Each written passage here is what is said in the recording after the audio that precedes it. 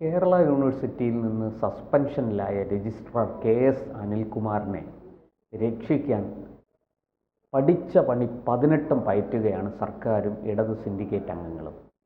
ഗവർണറാകട്ടെ VC ആകട്ടെ suspension പിൻവലിക്കാൻ തയ്യാറാകുന്നില്ല. ഇതുമായി ബന്ധപ്പെട്ട് രജിസ്ട്രാറുമായി ബന്ധപ്പെട്ട ഒരു വിഷയവും ചർച്ചയ്ക്ക് പോലും അദ്ദേഹം ഗവർണറും ഗവർണറുടെ ഓഫീസും VCയും ഒന്നും തയ്യാറാകുന്നില്ല. എന്താണ് സർ, ഈ അനിൽകുമാറിനെ രക്ഷിക്കാൻ വേണ്ടിയിട്ട് ഏതറ്റം വരെ പോകാനും സർക്കാരും ഇടത് സിൻഡിക്കേറ്റ് അംഗങ്ങളും ഒക്കെ തയ്യാറാകുകയാണ്. അവർ ഇടതുപക്ഷ സംഘടനയിൽപ്പെട്ട വനിതാ ജീവനക്കാരെ അടക്കം ഭീഷണിപ്പെടുത്തുന്നു ഈ കാര്യത്തിൽ. എന്താണ് സർ, ഈ രജിസ്ട്രാർ അനിൽകുമാറിന് ഇത്രയും പ്രാധാന്യം കൈവന്നത് എങ്ങനെയാണ്? നമുക്കറിയാം CPM-ൻ്റെ പോളിസി തന്നെയാണ്. രണ്ട് നയങ്ങളുണ്ട്. ഒന്ന് ഭീഷണി, രണ്ട് പ്രീണനം. ഒരു വശത്ത് അവർ ന്യൂനപക്ഷ മതവിഭാഗങ്ങളെ പ്രീണനം ചെയ്യും, മറുവശത്ത് അവർ ഭൂരിപക്ഷ മതവിഭാഗങ്ങളെ ഭീഷണിപ്പെടുത്തും. അതാണ് സംഭവിച്ചുകൊണ്ടിരിക്കുന്നത്.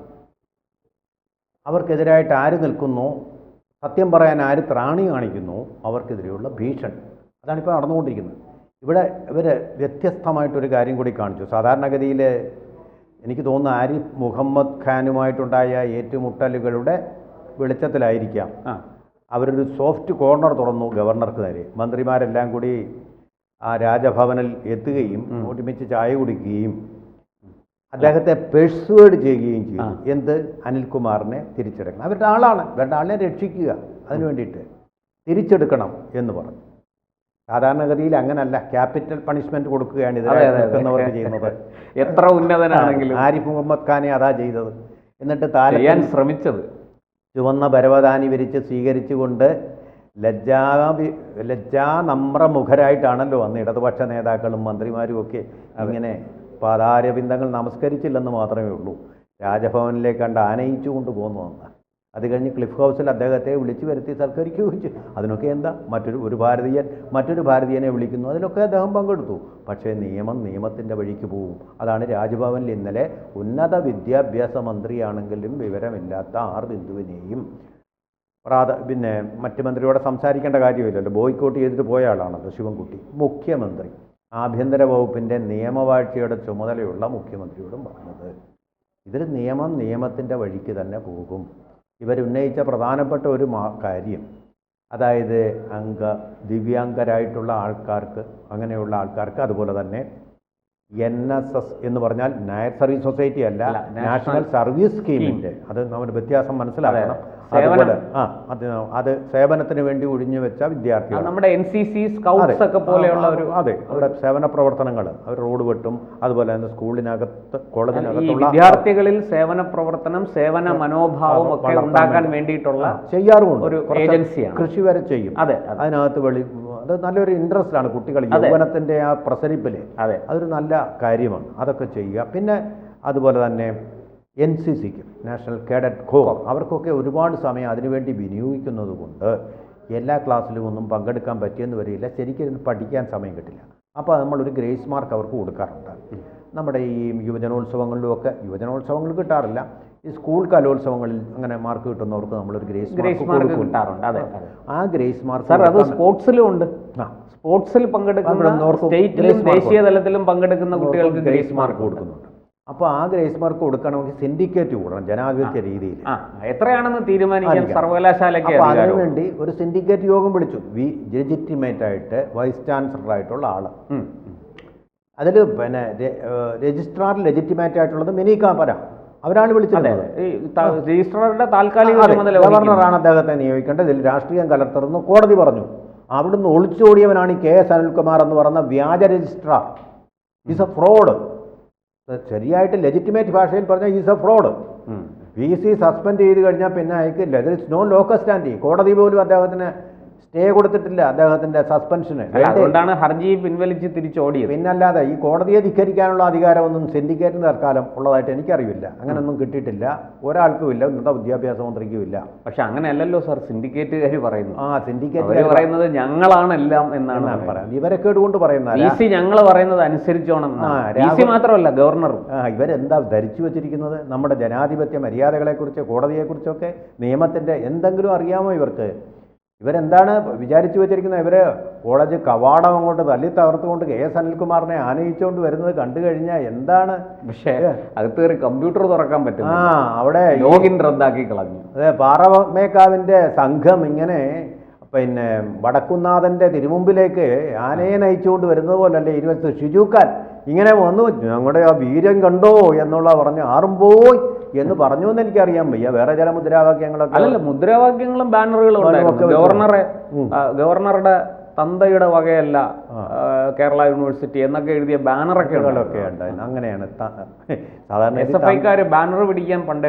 അങ്ങനെ വിവരമില്ലാത്ത പരിപാടികൾ കാണിക്കുന്നത് സാധാരണ തന്തയ്ക്ക് പിറക്കാത്തവരൊക്കെയാണ്. അതിന്റെ ഫലം മുഴുവൻ ഇപ്പൊ അനുഭവിക്കുന്നത് രജിസ്ട്രാർ KS അനിൽകുമാറാ. ഇപ്പൊ അദ്ദേഹത്തിന് ത്രിശങ്കു സ്വർഗത്തിലായി. ഇപ്പോൾ വല്ല കാര്യമുണ്ട്. പാർട്ടിയുടെ വാക്ക് കേട്ടുകൊണ്ട് സാഹസത്തോട് പുറപ്പെട്ടതാണ്. വീട്ടിൽ പോയിരിക്കാൻ പറഞ്ഞു, അതിനാണ് സസ്പെൻഷൻ. വീട്ടിൽ പോയിരിക്കണം. കസേരയിൽ കയറി കസേര കളി കളിക്കാൻ വരരുത്. ഈ രാജ്യത്ത് നിയമം അനുവദിക്കുന്നില്ല. CPM അനുവദിച്ചാൽ AKG സെൻറ്ററിൽ പോയിരിക്കുക. യൂണിവേഴ്സിറ്റിക്ക് കാലെടുത്ത് കുത്തരുത് എന്നാണ് നിങ്ങളോട് പറഞ്ഞിരിക്കുന്നത്. നിങ്ങൾ എന്തിനാ പിന്നെ കാലെടുത്ത് കുത്തിയത്? സർക്കാർ സർവീസ് അതിന് റൂളുണ്ടോ? യൂണിവേഴ്സിറ്റി സർവീസിൽ അതിന് റൂളുണ്ടോ? നിങ്ങൾ കാർ ഉപയോഗിക്കരുത്. കാർ മോഷ്ടിച്ചുകൊണ്ട് പോയത് അനധികൃതമായിട്ട് കാർ എടുക്കുന്നുണ്ട്, മോഷ്ടാവും കൂടെയാണ് സാർ. അത് സർവകലാശാലയുടെ കാറുകൾ സിൻഡിക്കേറ്റ് അംഗങ്ങൾ ഉപയോഗിക്കുന്നുണ്ട്. അവർക്കത് ഉപയോഗിക്കാനുള്ള യാതൊരു റൈറ്റും ഇല്ല. പക്ഷേ വാർത്തകൾ പുറത്തു വരുന്നു അതെല്ലാം അവരാണ് ഉപയോഗിക്കുന്നത്. ഇതെല്ലാം ഞങ്ങളാണ്, സിൻഡിക്കേറ്റ് ആണ്, AKG സെൻറ്റർ ആണ് എന്നാണ് ധരിച്ചു വെച്ചിരിക്കുന്നത്. ഇതാണ് സംഭവം. AKG സെൻറ്ററും യൂണിവേഴ്സിറ്റിയുമായിട്ട് ഇവർക്ക് കൺഫ്യൂഷൻ ആയിട്ടുണ്ട്. ഇപ്പൊ ജീവനക്കാരെ ഭീഷണിപ്പെടുത്തുക, സ്ത്രീ ജീവനക്കാരെ ഉൾപ്പെടെ ഭീഷണിപ്പെടുത്തുക. എന്താ സിൻഡിക്കേറ്റിന്റെ യോഗം കൂടി അന്ന് നമ്മൾ തുടർച്ചയായിട്ട് പറഞ്ഞില്ല. സിൻഡിക്കേറ്റിന്റെ യോഗം വിളിച്ചു, ലെജിറ്റിമേറ്റ് ആയിട്ടുള്ള ഗ്രേസ് മാർക്കുമായി ബന്ധപ്പെട്ട്. അതെ, അതാണ് അതിൻ്റെ നടപടി. അവിടുത്തെ റൂൾ അനുസരിച്ചുള്ള മീറ്റിങ്ങിൽ വിളിച്ചപ്പോൾ എന്ത് ചെയ്തു? ഇടത് സിൻഡിക്കേറ്റ് അംഗങ്ങൾ ഷിജുഖാൻ ഉൾപ്പെടെ കുറേ പേര് കൂടിക്കൊണ്ട് എന്ത് ചെയ്തു? ഇതിൻ്റെ താക്കോൽ വെച്ച് ഇതങ്ങ് പൂട്ടി കയ്യിലടക്കി വെച്ചു. ഞാനൊരു സിറ്റുവേഷൻ പറയാം ആളുകൾക്ക് മനസ്സിലാവാൻ വേണ്ടി. നമ്മുടെ പാർലമെൻറ്റ് എല്ലാവർക്കും അറിയാമല്ലോ. പാർലമെൻറ്റിൽ ഇപ്പോൾ രാഹുൽ ഗാന്ധി ഒരു അവിശ്വാസ പ്രമേയം കൊണ്ടുവരാൻ പോകുന്നു. നേരെ വന്നിട്ട് അവിടുത്തെ ഒരു പാർലമെൻ്ററി കാര്യമന്ത്രി പ്രഹ്ലാദ് ജോഷി അല്ലേ, പ്രഹ്ലാദ് ജോഷി ഇങ്ങനെ താക്കോലും എടുത്തുകൊണ്ട് വന്നിട്ട് സെക്യൂരിറ്റിയോട് വന്ന് പാർലമെൻറ്റെല്ലാം അടച്ചങ്ങ് പൂട്ടിയേക്ക് സെക്യൂരിറ്റിയോട് വന്ന് അവർ ചെയ്തേ പറ്റൂ. കാരണം അധികാര സ്ഥാനത്ത് നിന്നാ അതിൽ ലെജിറ്റിമേറ്റ് ആണ്, പറഞ്ഞാൽ കേട്ടേ പറ്റൂ. ഇത് അതുപോലും ഉത്തരവാദപ്പെട്ട ആളാണ്.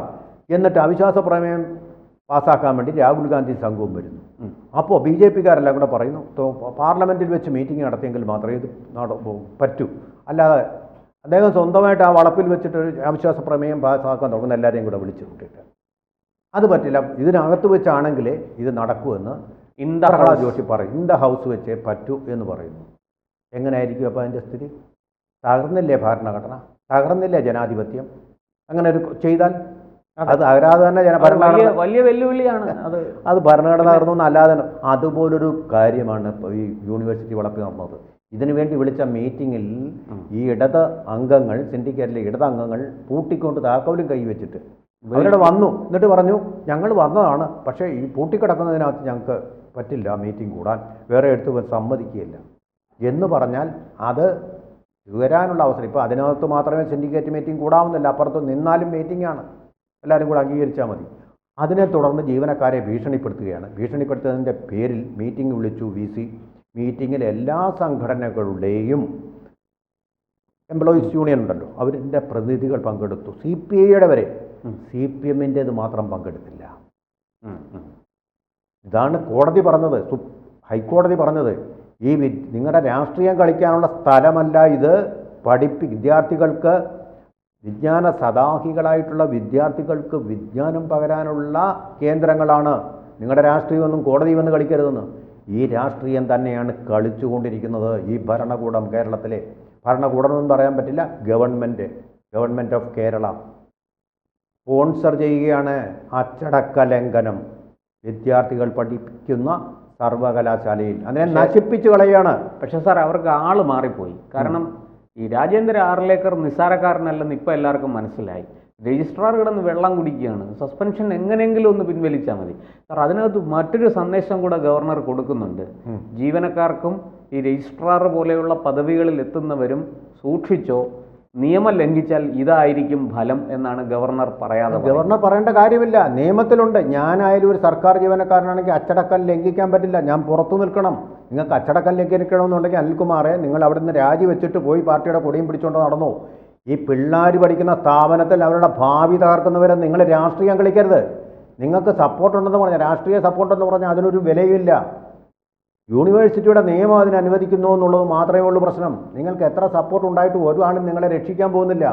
അത് നിങ്ങൾ ആദ്യം മനസ്സിലാക്കണം. നിങ്ങളിപ്പോൾ ബലിയാടായിരിക്കുകയാണ്. നിങ്ങൾ ബലിയാടായി കഴിഞ്ഞിരിക്കുന്നു. വാസ്തവം. ഇനി ഇതിനെതിരെ പ്രവർത്തിക്കുന്ന ഏതവനായാലും സിൻഡിക്കേറ്റ് അംഗങ്ങളുടെ വാക്കും കേട്ട് ചാടി പുറപ്പെട്ട രജിസ്ട്രാർ, സസ്പെൻഷനിലായ രജിസ്ട്രാർ KS അനിൽകുമാർ ചെയ്തു കൂട്ടുന്നതെല്ലാം കുഴപ്പങ്ങളാണ്. അദ്ദേഹം കുഴപ്പങ്ങളിൽ നിന്ന് കുഴപ്പങ്ങളിലേക്ക് പോയിക്കൊണ്ടിരിക്കുന്നതായിട്ടാണ് ഒരു മനസ്സിലാക്കുന്നത്. കാര്യം, വിവരമെന്ന് പറയുന്നതായിട്ട് അങ്ങനെയൊന്നും സിലബസിലില്ല. വിവരമില്ല, സിലബസ് വിവരമെന്നൊരു ഒരു ടോപ്പിക് ഇല്ല. പക്ഷേ ഈ പിള്ളേരെ പഠിപ്പിക്കുന്ന കലാശാലയുടെ രജിസ്ട്രാർക്ക് അല്പം വിവരം വേണം. സെൻസിബിൾ ആയിരിക്കും. അതെ, വിവരം സെൻസിബിൾ ആയിരിക്കണം. അയാൾ സെൻസേഷണൽ ഉണ്ടാക്കാൻ നടക്കരുത് എന്നുള്ള ഒരു ഗുണപാഠമാണ് ഇത് നൽകുന്നത് എന്ന് തന്നെയാണ്. ഗവർണറുടെ തീരുമാനം അന്തിമം തന്നെയാണ്. ആരെങ്കിലും രജിസ്ട്രാറുടെ കുറ്റി തെറിച്ചു.